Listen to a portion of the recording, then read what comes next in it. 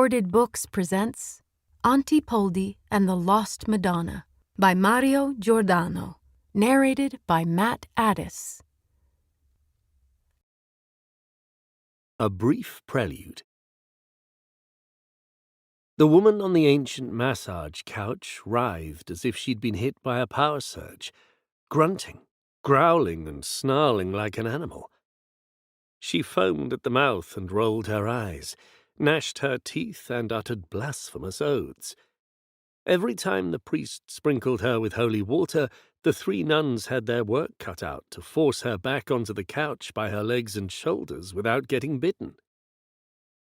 Some 40 years old, the woman was barefoot and wearing a cheap, patterned tracksuit.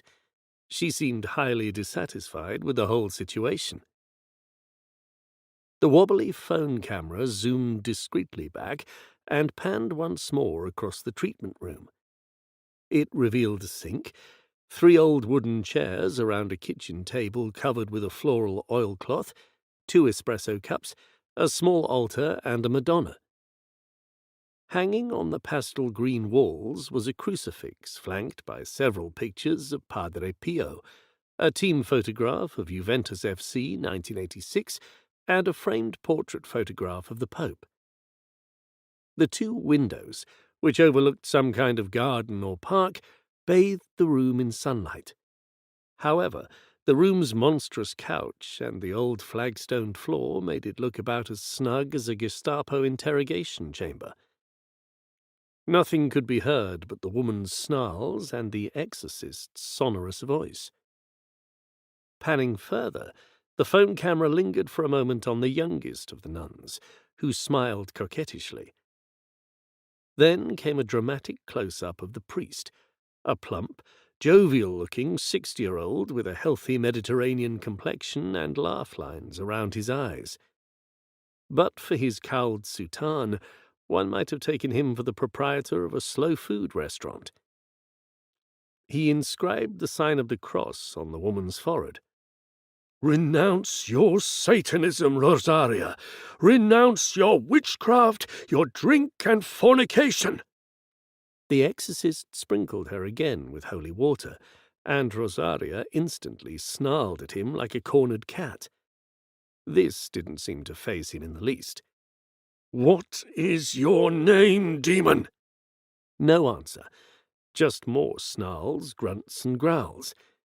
"I ask you again, demon, tell me your name!" He repeated this procedure several times. Holy water, the cross on her forehead, the demand for name. Rosaria yowled and twitched like the lead singer in a heavy metal band. The nuns had to pin her down. "Tell me your name!" "Nigra sum set formosa!" Rosaria yelled in Latin.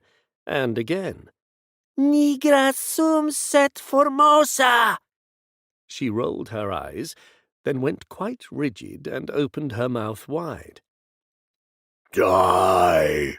she growled in Latin, her voice a sudden, unnatural basso profundo. "She must die! Die in agony!" "Who are you, demon? Tell me your name!" And this time Rosaria did answer, in pure Bavarian German, what is more. "Kiss my ass, you creepy gobshite!" she yelled at the exorcist.